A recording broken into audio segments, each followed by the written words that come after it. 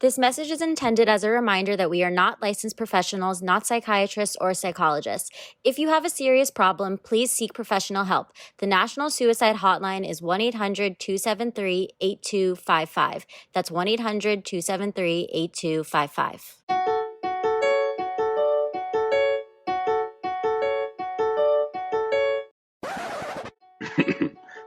Mic check 1 2. Mic check 1 2. Hearing all these letters read aloud by damsels not in distress. Host came to impress. Bitch, check your DMs. This is hot off the press. Hi, Chloe. Hi, how are you? Good. Your hair looks super pretty. Oh, thank you. Yes. What have you been up to? What have I been up to? I went to goat yoga.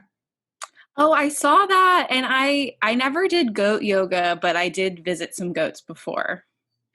Okay, some may call me the goat whisperer, including the woman who owns the goats. So I feel like it's true. If she says it, then it must be true. First of all, I think that goat yoga is going to be like a once a month thing for me, like a good therapy little sesh. You're welcome to come, because let me tell you how relaxing it is to just have some goats next to you while you do yoga. I particularly like the baby goats. They nibble on your fingers. It's really cute. And I also like talk to all animals. Like I have a particular animal voice. I think I sent you that video of me talking to horses at one point. So I was talking to these goats and I was like, you are strong goat. You are successful goat. You gonna be CEO goat. And I think they really liked the affirmations. And then I was like, if I talk to goats, like if I talk to myself as nicely as I talk to goats, I'd be a happier person. So in lieu of everything I said last episode, we are no longer going to let the ordinary ruin our extraordinary, and we are going to talk to ourselves like we talk to goats. I saw you saw Brittany. Yes, I did. That was quite an adventure. We had a good time. My friend Brittany came over, who we both know from Leslie Kahn's class, and we learned the WAP TikTok dance. Oh my goodness. And we did it 10 million times, and we drank a lot of Fireball, and we found another random man in my apartment complex to come in, and we made him watch it multiple times. We have it on video. It's extremely cringeworthy. While he's just in the background saying, I hope no one gets hurt doing this. We clearly cannot read a room that he didn't want to watch us do the WAP dance 72 times. I have bruises all over my knees from this WAP dance because it is so intricate. Yeah, I mean, this does not look too attractive because I think people equate bruises on knees to other things. But I swear I was only doing it for the WAP, for sake of the WAP dance. Yes, I've recovered from this weekend, but it was quite a fun time. Well, I'm glad to hear it. Speaking of girl gangs, we have two amazing girls coming on today. We're so excited to talk to. So let's go see what they're up to. Excited to welcome Molly DeMellier and Erica Spera, the co-hosts of Shooters Gotta Shoot Pod. Thank you guys for joining us. Yeah, thanks so much for having us. This is the first time we have 4 guests on, but I figured since we're all women, we know how to not talk over each other. So, so thank you guys for coming on. I think we wanted to start a little bit like how you guys met and how you started the Shooters Gotta Shoot Pod. Yeah, for sure. So we've been friends for like a really long time. Erica's dad was actually my basketball coach. And so like 4 years ago when I moved to the city, Erica needed a roommate. So I just moved in with her. Where in New York do you guys live? We're in Astoria. Oh, okay. I'm currently at my boyfriend's apartment. He just moved to New York in February. So. Oh, what part? He's on Park Avenue, like kind of near the Empire State Building. Very nice. Oh shit! Welcome. Not in entertainment industry at all. So dating for the monies. No, just kidding. Yeah, we kind of had one of those friendships that was like through your parents at first, and then once we lived together, it was like, oh, this is who you really are, like you kind of always have that thing of your parents being like, Molly, she's a really nice girl. Yes. Like she's a good kid. And she had that for me. So then you feel this pressure of like, okay, I can't really be like wild in front of Molly because, you know, I don't want her parents to think I'm some bad kid, you know? I was just going to say, what did they think when you guys started a podcast together? Say mixed reviews. I mean, given the topic, like, at first we didn't tell them what it was about. And then, it just kind of launched and then they were like, oh shit. Like, That's funny. And where did you guys grow up? Did you grow up around New York? we were upstate, like near the Syracuse, Binghamton area. Oh, cool. And can you tell people that like aren't familiar a little bit about what Shooters Gotta Shoot, like what you guys kind of cover and like what the main themes are? well, my half of the podcast is dating with herpes. Mm. And mine, dating with an estranged family member. And then we had Hannah Dickinson on here too, Erica, which I think you did her podcast where you guys were kind of talking about, that experience. So can you give us like a little bit of background on that? And like, Hannah was saying too, she was a little bit kind of like nervous to be outspoken about it in her comedy. Did you have like any feelings like that? Well, Hannah was similar to me of like, we were already doing comedy I think about 4 years in. I was just hitting 4 years and then I got herpes type thing. So, 3 years actually. And so Hannah, same thing. She was like 4 or 5 years. So it's more like, comedy is all about being yourself and finding your voice. And it's very honest.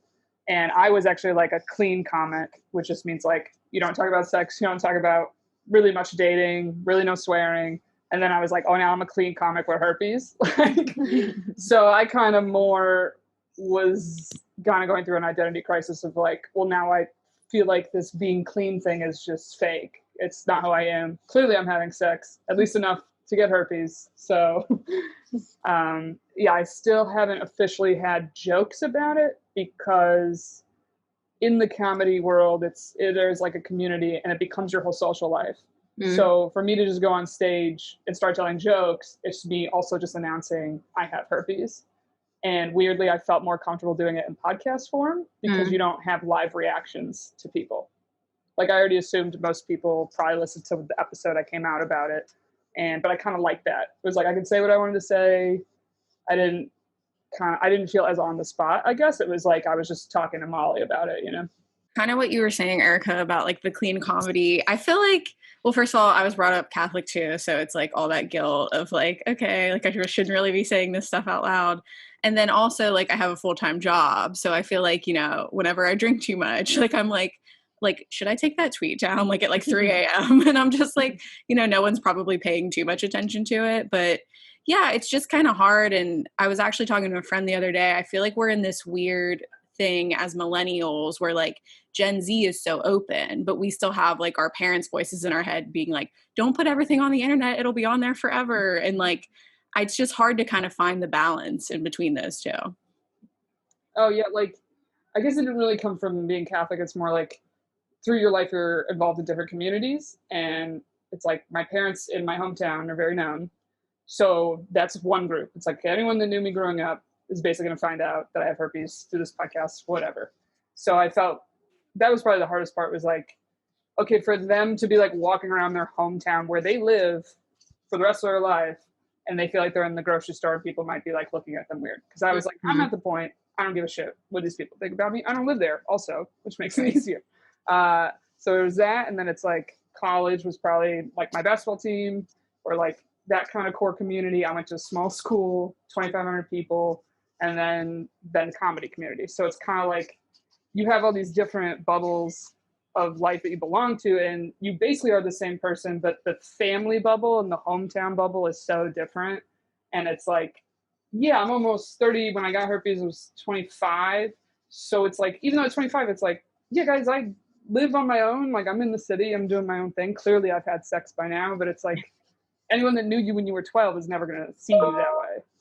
Yeah, I think that I've like since starting this podcast have had that transition since I'm primarily an actor. So I wasn't used to like revealing personal information about myself, that when we first started doing it, I would be like, when we were editing the podcast, I would also be editing myself so heavily because I just like was so terrified to be putting things out there. But Yeah, I think it's amazing how you guys are both so comfortable with being open about your dating life and your podcast. And I think that that's another reason that's a little bit easier for me is because I've been in a relationship. So I'm not going day to day, like revealing the dates that I'm going on. And I know you mentioned, Molly, that you were dating with an estranged member of your family. Would you feel comfortable talking about that? Yeah, absolutely. It's like our whole second episode of the podcast. So if people want to hear like the deep dive, it gets pretty raw. But the TLDR is my sister, who's about 7 years older, was my best friend my whole life, kind of like a second mom to me in a lot of ways with that age gap. And after her wedding, a lot happened, but basically she decided she wanted nothing to do with the family at the time. And that was 4.5 years ago at this point. So I've barely spoken to her in that time. She said she wanted nothing to do with me. She couldn't have a relationship with me. And anyone who knows me and my family, we were so close, and similar to Erica, really small town where everybody knew everybody. And it was really hard, and in a lot of ways there was a lot of shame around it, because you're like, well, people are asking, how are the newlyweds and all of the, what do you say? Well, they don't speak to us anymore. No one's going to believe that. No one wants to know. And then when you think about dating, and I talk about my brother a lot, he's always been like, the three of us were so close. So he was like my other best friend, and now he's like my rock in pretty much everything. So then I was finding when I came to New York and making new friends that people were like, oh my God, I didn't even know you had a sister. She would come up, after being friends for like a year or so. And then like in dating, I'll never forget this. I was on a date, one of the first dates I had been in the city, and the guy asked me about my siblings, and I just like panicked. I started to like stutter a little bit. Like I just really lost my cool. And he was like, no, it's okay. Like we don't have to talk about it. And it was just so awkward from there on out. So I was like, I don't even know what to say to people without like looking ridiculous or really just feeling foolish. Like I didn't know how to talk about it because I hadn't come to terms with it myself. I had just kind of put it in a box, don't have to see her. I'm in a new city doing a new thing. And it doesn't mean that it's not happening. I was going to say, I think too that we had similar with the podcast was we both didn't have boyfriends at the time. Mm-hmm. And I haven't had an official boyfriend since high school, and Molly kind of same situation. So in general, when anything sexual comes up for your family, it's weird because they're almost like, well, with who? They're like, well, who is this man? That's what she's talking about. I didn't meet him. And it's like, yeah, just because I don't fill you in all the time doesn't mean I'm lonely, Right. It just never hit the point of me bringing someone home, per se, Yeah. So especially with herpes, getting it from someone that's not your boyfriend makes it like more taboo on another level too. Yeah. And I mean, yeah, I feel like I too, like, I'm like, a lot of my parents are like, oh, we need to like catch up on your podcast episodes. And I'm like, I don't really know that you do. But yeah, Molly, to your point, I feel like no one kind of prepares you for like the toxicity of like a family member. I feel like there's all these articles out there about like, oh, if a friend's treating you shitty or if like a boyfriend's treating you shitty, like what to do. I will say a common dating question I get is like, oh, do you have siblings? Are you close with them? And like, it's just whenever you don't know what to say, it's definitely hard. It's so hard. And I'm seeing someone right now, and I'm kind of going to the point, it's been almost 2 months and we haven't talked about it. He doesn't know anything about the situation. I talk about my brother all the time because it just comes out like word vomit because him and I talk so much and hang out.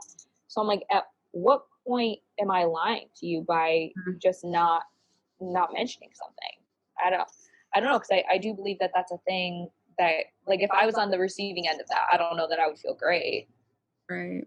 For me, there's a clear line. It's when I sleep with people. I gotta speak up about my thing. But yeah, there's no line on siblings. there's no direct like, hey, this is probably the time, Well, no, I was going to say, Erica, like, were you kind of scared when you started kind of going on podcasts? And I think it's so awesome. I've seen you post on your stories, people that can really feel like they relate to what you're saying and have been kind of scared to be outspoken about it.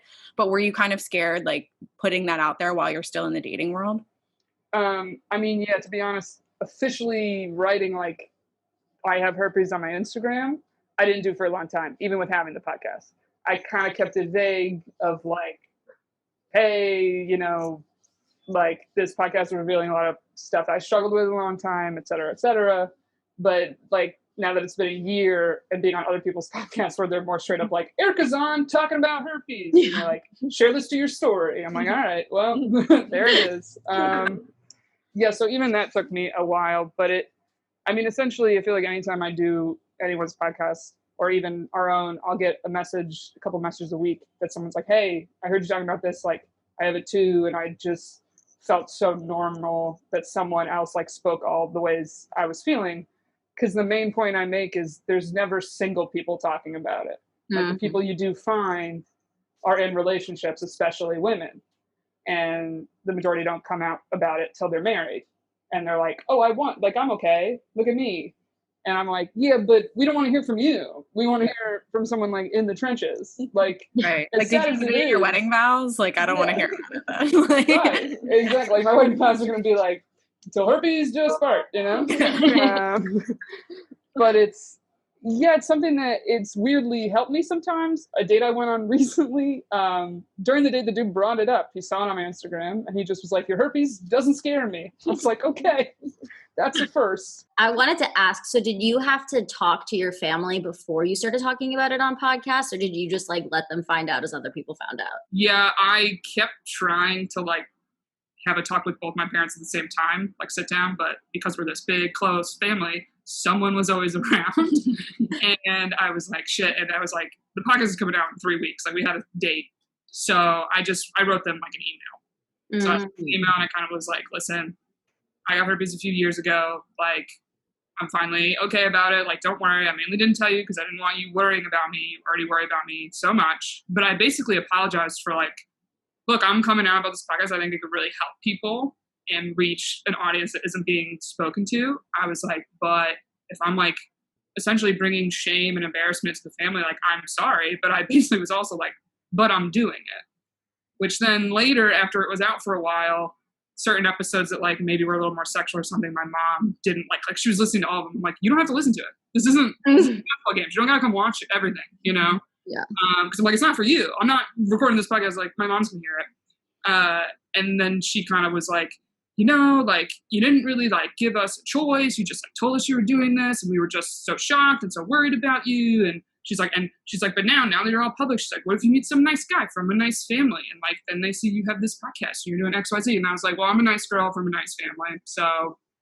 And at the time I was dating someone, so I was a little cocky. I was like, I am dating someone. He's cool about it. So I'm going to shut up. And now I'm like, this is going great. A week later, he's like, see ya. Like, yeah, it's like, it didn't work out, but at the time it was working. So I had a little like kind of juice in me of like, well, I'm dating this guy. He loves the podcast. He thinks it's great. He thinks what I'm doing is great. And like deal with it. But it's probably that generation thing, but also like my mom's only been with my dad. So like for her to ever talk publicly about sex was just not what she ever did her whole life. So mine was kind of funny. I did tell them, and I actually like gave them the audio of the first couple episodes to listen to, and they didn't listen to it. And then there was like kind of a blow up later.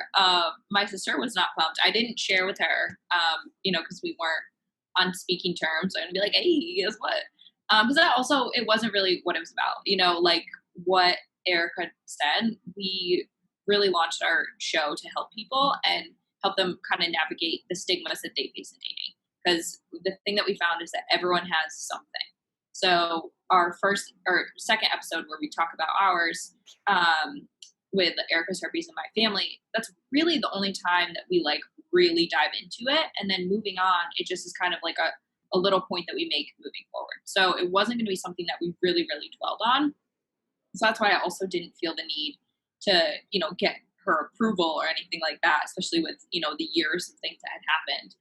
But then when my parents and brother kind of made a comment, and I was like, well, I gave you guys the chance to listen to it, and you didn't do it. And I told you everything that was going to happen. Like, where did I lead you astray?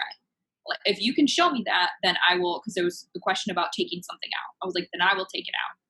And my brother just goes, well, Mal, we just didn't expect it to be this good. That just wasn't really what we were thinking. So you got us. But then ultimately they were like, everything that you guys said came out of a place of love. And like, we showed them the messages of all the people who had reached out on both sides, and how important that episode was. So they are like fully on board now with what we do. There are episodes that my mom says she doesn't listen to that are more sexual. I'm like, I feel like you actually do listen. Like, I feel like you want to know. Yeah, I make my mom listen to all of the podcast episodes.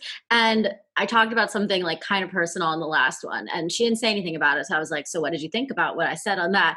She was like, yeah, you were due for a crisis. So I think that she's like jumped the threshold from like, this is my daughter doing a podcast to being a fan. She was like, I wanted to know the tea. And then like we had an editing issue and our thing was ending at like 34 minutes. And she was like, so what happened with Rachel? Like, I wanted to hear the rest of the story. Ooh, that's when you know it's a good edit. Was your mom like, yeah, Chloe's been holding down the crisis for it? Because I feel like I always come on and I'm like, let me tell you about my week. My mom like hates it and loves it because I've never talked to her remotely that much about my dating life. Period. So it's kind of she's this nosy Italian mom. She always will be. It's like, if I leave my phone unlocked, she's just going to look through it. That's just how she is, like, and she thinks it's justified. She's like, I'm your mother, I should know. And I'm like, well, if you're going to stoop, you're going to find stuff you don't like, which is the same with the podcast, right? So like we have a Patreon, and that's like more where we delve like personal stuff. It's like extra episodes. And she's on there and she's talked to me about stuff that I was like, is she hinting that she listened? I don't know if she did. And then I heard from my sister yesterday. She was like, yeah, mom was asking me, like, talking to me about why you got fired, and it had to do with the condom. And I was like, and Carla goes, I was shocked mom even said the word condom to me. And I'm like, well, she was on the phone with me just asking me vague questions and wasn't like, hey, listen to your episode. I'm like, yeah. But she said to my sister, she's like, well, it's because I don't hear from your sister. So that's like the way I catch up. And I'm like, that's way too much information to be catching up on that you don't need to know. But like, you want to, there it is. Like, go for it. I basically was like, just don't complain about it to me anymore. Like, I'm doing my thing. You don't got to be involved. But that's what my parents listened to. It was one of our first episodes. And I don't know why this was the intro. I had just got done watching Selling Sunset.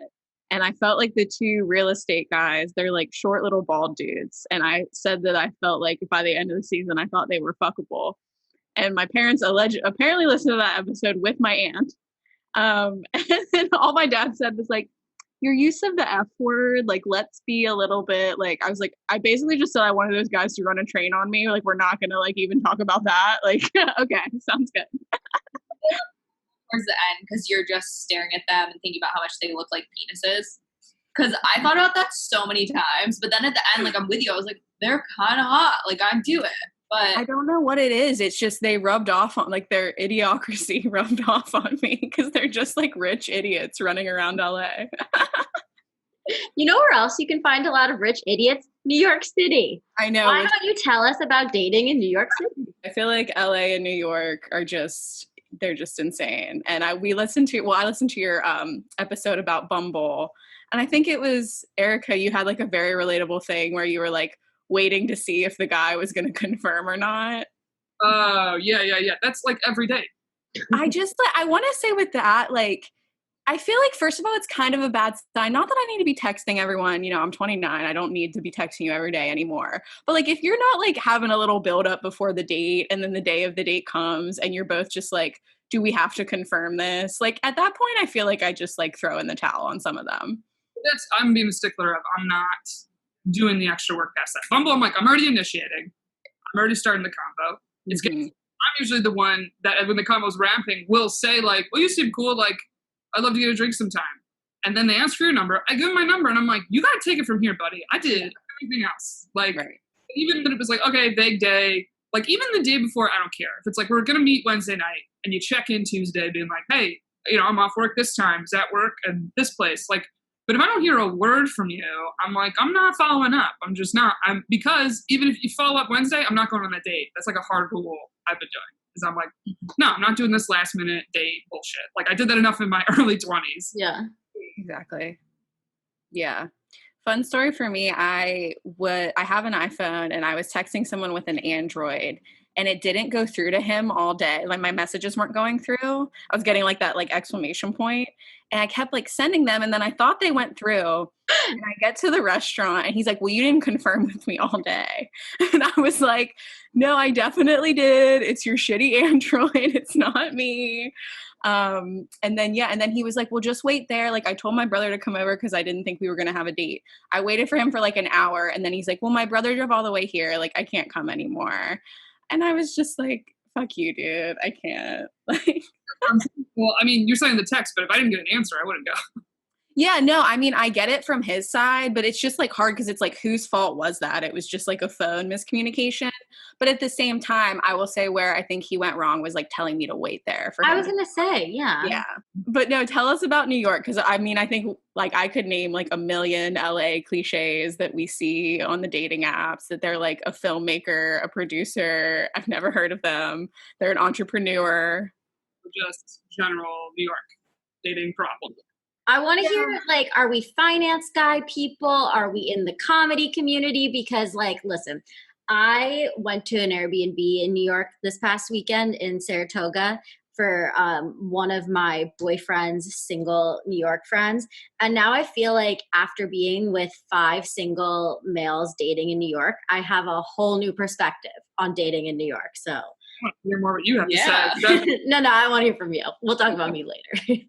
I mean, I feel like it's all just a crapshoot. I feel like I've just done it all. I like swore off finance guys because they really are like the Murray Chill stereotype, especially at like. That's where I am, Murray Hill. Yeah, that all makes sense.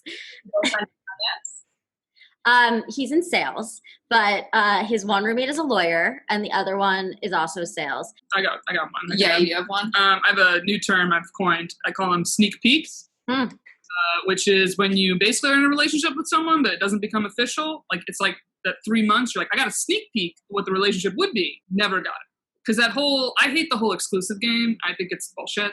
It's like it just from the woman's perspective, it's kind of like, all right, this feels like. You're just like, well, I just want to have sex without condoms. So if we do exclusive, I get to have that, but I don't have to do all the boyfriend thing. But the whole time you're sitting there being like, but you are, it's the same thing. Like, I don't understand what the bridge from exclusive to relationship is. And I think for a lot of dudes, they draw the line at like meeting family or like going with you to a wedding, like something like that. But everything else, you're like, you're here all the time. We hang out all the time. I'm the only person you fucking talk to. I feel like you don't do any work at your job. Like, but I don't know. It's something that being in a couple exclusives in New York has taught me I'm not doing that anymore. Like, I'm like, no, I'm your girl or I'm not your girl.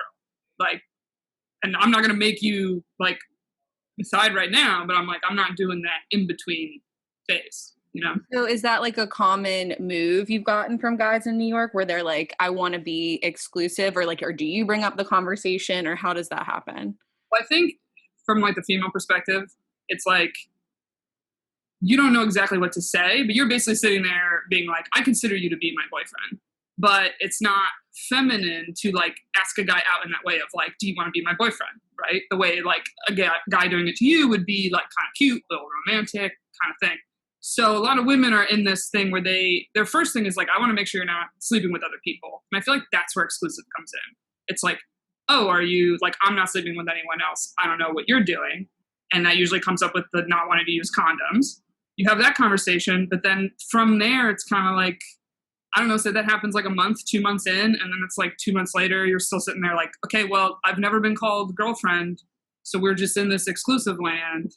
And I think for women, I'm not even sure how I would necessarily, I guess, bring it up. And it's kind of indirectly your answer of like, if the guy at no point is like calling you his girlfriend or introducing you to his friends or something and being like, this is my girlfriend, Erica, it's like, you're not girlfriend then. Like until someone says, it's like, you're my girlfriend or I am only dating you, you have to assume they're still dating a bunch of other people, especially if you meet on an app. Okay, I agree with you 100% after talking to these motherfuckers, because these guys are so busy with their career that I think when they like have the time to put into the girl, they actually are interested, because like honestly, after talking to them, you'd think that these guys were fuckboys. Not really fuckboys. Like a lot of them are only talking to like one girl or whatever. But I think what you're talking about by giving them the sneak peek, then they're like, okay, well, I know what it's going to be like. So like, why do I have to like follow through or put in the time commitment? And it's convenient for them because of COVID. I'm like pointing to them. It's convenient for them because they're busy. They're like into their career. That's what they care about. That like, you would be better off waiting to give them like the full thing and make the full commitment, because otherwise like they're getting so much bang for their buck and they don't deserve it and they're not ready. Yeah, exactly, right? Like I'm starting to split tabs with you and shit. Yeah. Like, I'm like, yeah, we're together. Don't split tabs with them. They can afford it. I haven't dated finance guys, so I can only No, I would say like I've gotten dragged around, and I do agree with Erica that like if you have to ask the question, that's probably your answer in a lot of the situations. I used to do that a lot when I was like 22, 23, and it was pretty brutal because I would stick around. You know, they always say just enough to keep you interested and like make you feel a little crazy and like you're overreacting for like wanting more when like it's so good the way it is. So like why would you change it? And you're like, well, because like I deserve more. But the other term that we coined was a landlord's son. Because we live in Astoria where there's like a lot of Greek landlords and there's a lot of hot Greek dudes. So that's like if you're at a table with a friend, you'd be like, yeah, we got a landlord's son with a two. That would mean that there's a guy with two hot friends. Mm. It sounds like you're just talking about real estate, but the whole table all of a sudden knows what's happening. Genius. I like that. No, Molly, I think you made a good point of like when you were younger, like you didn't really set these boundaries. And I was listening to your one podcast where you said the guy wanted you to come over on Sunday and you were like, I don't want to set the precedent of coming over on Sunday. That's an annoying day, first of all. I will day drink with you on Sunday, but I'm not going to be like going over there in the evening when I have to work on Monday morning. But yeah, those boundaries are important. Have you seen him on Sunday since then or no? Not since then, but this is the guy that I'm like currently seeing, and it's actually kind of funny because I was thinking about that episode last night. I was out of town all weekend, and I was like, "Fuck!" Like I really would want to like hang out with him now that like it's been a longer. Like, but I was afraid to like invite me over, so we texted for like 2 seconds yesterday, and I was just like kind of annoyed in bed. I was like, "Well, I guess I'll go to sleep alone then." Like our podcast is all about like shoot your shot, and even with that whole like. What are we? When you're young, you're basically like, if you bring that up and you don't get the answer you want, you don't walk away. And that's the thing I think you learn as you get older is like, okay, when you have that conversation, you gotta know what you want and just start with what you want. Like, I consider you my boyfriend. I'm not dating anyone else. I'm not talking to anyone else. I like you a lot, X whatever reasons. And you're like, I don't know how you see me, but I see you as my boyfriend. And if they're like, look, I'm not ready for a relationship or like work's really crazy, all those bullshit excuses, you just have to be like, yeah, that's fine. But like, then I'm going to date somebody else. And you have to walk away. That's the part that's so hard is the walk away part. Because that's how you truly negotiate. It's not like, there's no compromise on like, am I your girlfriend or am I not? Mm-hmm. So I think a lot of times as women, you're like, like she said, if you bring it up, you're like, you already know the answer. Yeah. And you're just not ready to leave it. The same way like relationships are over and you're not ready to leave it. And the other part too is like, I've been the person, I kind of have that right now. Like there's someone I see and hook up with and that's what it is, but I know that's what it is. And dudes all the time keep you in the vague area because they think if they like actually tell you the truth, you're not going to like it and you're going to leave. And a lot of times it's like, no, women just want to know. I'm like, I just want to, I'll feel guilty going on other dates if I think you're treating me like, oh, is this just us? You know what I mean? Right. I really love this landlord son term. I was driving in Santa Monica a few weeks ago and I saw these 3 very attractive boys running in front of me. And I have 3 single friends who also live in Santa Monica and I was driving to their apartment. So I started taking pictures of them and I was going to like pull up beside them to be like, hey boys, like I got 3 girls living right over there. Come on over. But I didn't have the balls. If I see them again, I'm doing it though. Someone like asked me the other day, my one friend was texting me about, she got excited about some guy on a dating app and that lasted about 5 minutes before he did something weird. But like, why it seemingly seems like straight men are so hesitant to commit these days. And she literally texted me the words like, why are they like this now? Like, why do you think that they're like this? And I mean, I said I think a big part of it is like, what is it? The paradox of choice, where you don't have to put in effort. And like sometimes too, I feel like I'll talk to a guy till like 4 a.m. and I'll be like, oh, what a great connection. And he's just like, that was an awesome sex session. Like, it's just like, he doesn't like see it like that. And it's just more effort to try to build something with me than it is to go like talk to someone else on an app. So do you guys have any theories for why guys are shitty? I do believe in like the paradox of choice, and especially like I talk to my brother a lot about dating apps and the way that they're designed. And he's like, especially Bumble, right? Like you have to go in every 24 hours or it'll be a race, like your matches. So you're not going to go back to the conversation you just had. You're going to go look at the cute people who just said you're a smoke show, especially as a guy, because like the messages are up top. And I think it's pretty similar for women, because your eyes are drawn to all the hot dudes at the top that said they also like think you're pretty hot. So I think there's like a lot of just like kind of like serotonin released in your brain when that happens. Like you kind of get a high off of it. Like all of us are like a little bit narcissistic. Like that's why we are obsessed with Instagram and all of those things, because we want that like, verification that we're attractive and that people like us. So every time you open one of these apps, it's just like 1,000 more of those hits. So how are you going to build something sustainable? And they're also designed to be super judgmental. The first thing that you're doing is like swiping yes or no on someone's face. Like to a degree, you do that when you meet someone, you decide if you think they're hot or not. But like personally, I'm someone who makes a really good connection in a conversation. So before, like, of course, this is like the one person I'm seeing that I've ever like connected with online. But usually like I wasn't using the apps and I was just meeting people in real life, and people would be like, oh my God, like, I don't think you have a physical type. All their personalities are like relatively similar. Or I was making similar like personality connections with. In general, with any app you do, it's always easier to just sit there and swipe and say yes and no to people than to start conversations and maintain conversations, because conversations take effort. So even I'll have messages that I need to respond to, and I'll find myself going back and just like swiping for a bit. And it's like, no, answer the messages to these people. These people are talking to you. Like, don't you want to like maybe go on a date with someone? And dating apps are just a very love-hate. Like, I hate to say it, but in today's day and age, I've rarely gone on an actual date with somebody if it wasn't through a dating app that I met them. Mm-hmm.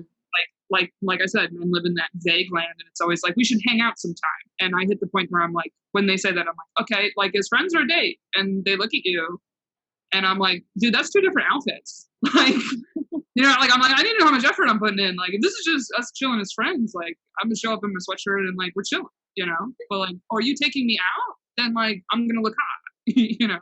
Yeah. Honestly, I've thought about this people probably not gonna like my answer, but I think about like who treated me the absolute best of men I've dated, and it was my high school boyfriend.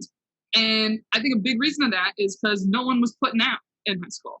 Like there was a like distinct waiting period for you to do, you know, certain faces and stuff with people, right? Like it kind of was like, I don't know where I'm from. It kind of was like, if you dated a person a year and then slept with them, that was okay. Like, that was kind of the standard, right?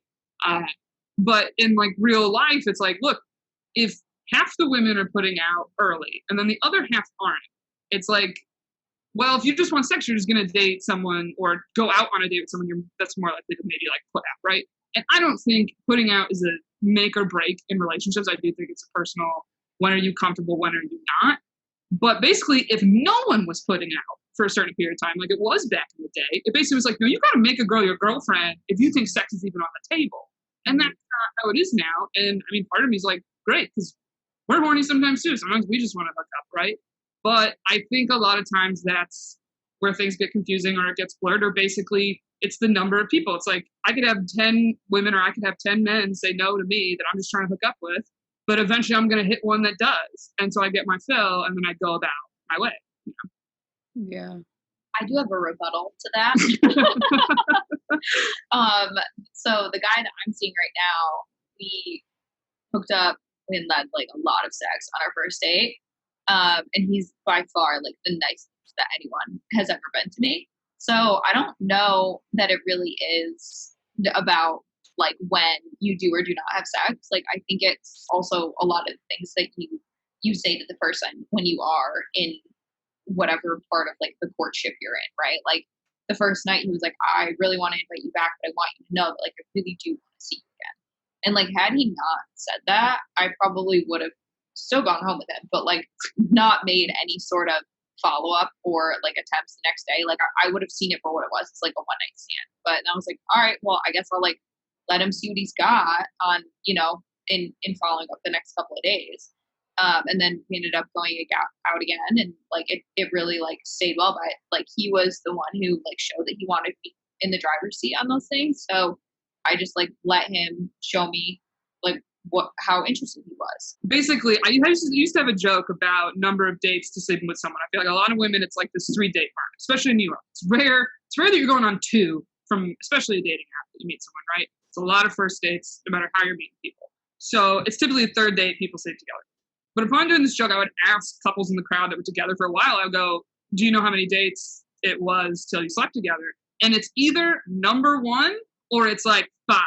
Like, there's not usually this kind of in between, maybe the 3, but it's like, it's either the first night or they're like, the guy's kind of like, she made me wait a while. You kind of. So I'm just saying more, because I just see it on the apps of like, you're on the app, some dude's cute or whatever, you're talking, and you're basically like, this guy's hot. Like, if I go on a date with this guy, I'm not sleeping with him. But they'll bring up hookup stuff like in your conversation where you're like, I haven't even met you. We've barely spoken. And it like ruins it. But I'm sitting there like, how does this work for you? And it's like, well, it must work because they keep doing it. So it's like, basically whatever your level of comfort is, there's someone probably moving slower than you and someone moving faster than you. So with men, it's like, you kind of find out quickly, like, do they just want to hook up or do they want more? So like in my case, first date, the guy was like, no, I do want to see you again. Like, I really like you. And then soon after that, he was like, hey, because of COVID, I know this is crazy, but like, I'm only hooking up with you. And it's like, holy shit, COVID's like making some people behave more, or this is just a great guy. Like, we don't know. Yeah. So. Well, I feel like you guys do such a great job of being open and vulnerable about your dating lives and your sex lives on your podcast. So we have a letter today from somebody who also would like to be more open with the public about their dating life. And she writes, Dear damsels, for the longest time, I've been wanting to start a dating and relationships podcast. I just got out of a relationship and I feel like I learned so much from that as well as my dating experience in general. One can say I have dating app strategies down to an art. The only issue is that I feel there are already so many podcasts out there and that deal with this topic, and I don't really have a unique twist for mine that would make it stand out from the rest of them. Plus, I'm worried if I start a dating podcast and any guy I date is going to be intimidated and think that I'm going to discuss them on the podcast in a negative way. What do you think? Is the market already too saturated? Sincerely, too late to the podcast game. I mean, I think the biggest thing from my perspective was to always be authentic, and like, you inevitably will get the people who make weird comments to you about the podcast. And I got some of actually the best advice from my brother about this. And it was the people who say things like, oh my God, like, are you going to talk about this on your podcast? Or like, are you going to talk about me on your podcast? Or like, you know, like those snarky things that it's like to kind of poke at you. It's like, those are the people who don't believe in you and they should really fuck off. Like, you know, real hard, real quick, the people who don't think that you're good enough. And a comment like that, like if a guy is worried that that's all you're going to talk about on your show, is just like be really catty and make it like really gossipy about them. And like, this sounds like a bright girl who wants to have, you know, good conversations, and that's not what's going to happen. Then honestly, accept those comments, hear them, and understand that that's someone who doesn't support you or believe in you. I was going to say, podcast market is saturated with any topic. Like, there's 1,000 true crime ones, like anything that blows up, suddenly there's a lot of people essentially doing some version of that, right? So first of all, your podcast needs to be something you like talking about, because you're going to be talking about it every week. And there are going to be weeks you're a little tired or overworked. So it's like, it has to be something you're genuinely into, because you're constantly working at it with finding guests or finding topics, but like whatever your thing is. If you want to do a dating podcast, I'm not going to discourage you, but I would advise you listen to a bunch of dating podcasts and find ones you really like and pick out what you like about them. And then even the ones that you like, be like, okay, what don't I like about it? Because you have to make some kind of show. Just like, I'm going to have dating stories. It's like, well, guess what? COVID hit and that slowed us down a little bit, because it was like everyone was in lockdown, right? So we had to navigate, okay, talking about COVID dating, FaceTime dates, this, that. Like, it changed our show a bit for a while.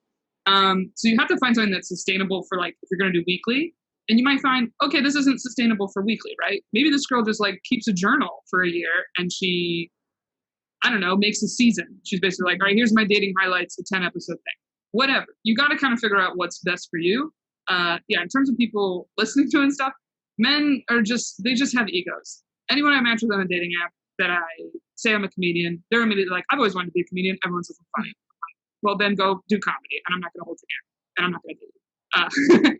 But the same kind of goes with the podcast. They're like, oh, you're gonna talk about me on your podcast? I'm like, we haven't even gone on a date. And also, we keep things vague.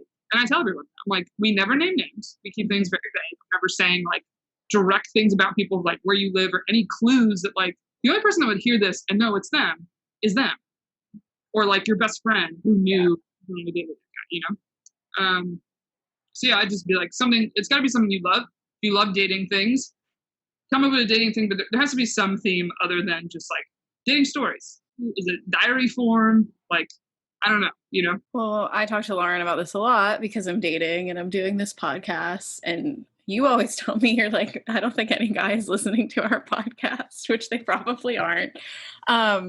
But also guys were ghosting me before I started a podcast. You know what I mean? Like, it's like, okay, like, are you just not going to do something that you love because you're worried? Like, guys are going to be shitty regardless. So at least do something that you love and like talk about your experience. I was just thinking, like, on a producer standpoint, like, what topic could you talk about that hasn't already been done? This has probably been done. But what she should do is like go on like each episode, talk about like half going through her breakup and like what she learned from the relationship that she's now bringing like to the date. You know, she should do half and half, like exploring the new world and then processing her old world. I think there's always room for smart women in the dating world. And I'm obviously not going to name names on like podcasts that are like, here's how to play games with him and here's how to like trick him into liking you, because like I just don't gravitate towards those types of podcasts. Like, I love hearing like women like you guys, and there's like a few others that I listen to that are like, just don't take shit from men. Like, stop. Like, I feel like that's kind of a big reason that I started this podcast with Lauren. It was like I kind of ran out of podcasts that were giving me that type of good advice. So like, I feel like if you have some good takeaways and like are like willing to share them, there's room for you, you know? Yeah, absolutely. And I think the reason that dating podcasts are so saturated but still work so well is that every story is different. Like, everyone talks about dating, like rom-coms, like romance novels, like all of it has been around forever and it's not going anywhere. So to continue like creating that content is always going to make sense because you're going to bring something new to the table. You know, like even us just talking about the difference between New York and LA, which are two major cities filled with a lot of douchebags. Like, it's still different. And like then talking to people in like the Midwest or in our hometowns of what's it like there, they're just so blown away to hear what it's like in the city. So I feel like every person can bring something new to the table. Yeah. She should call the podcast that I'm developing for her Out with the Old and In with the New. Boom. Yeah, your title is also very important. Your title needs to count. Ours is all about basically we take shots. We're women that take shots. We'll initiate. And it's a lot of stuff that works and stuff that doesn't work. So that's what we share with you. We're like, we have this new move we're going to try. But it doesn't come from trickery. We're like, I don't know, try this method. Yeah, but I was going to say how every dating is different. It's like, yeah, every murder has their own little like spin on murder, you know? Like, murders keep happening. They're all different. That's why we're intrigued by murder. And so the same with dating. I would think you need some type of, you got to figure out like, what's the hook? What's the elevator pitch? If someone's like, I have a podcast. Like, what's it about? You just go dating and relationships. Like, that is very broad.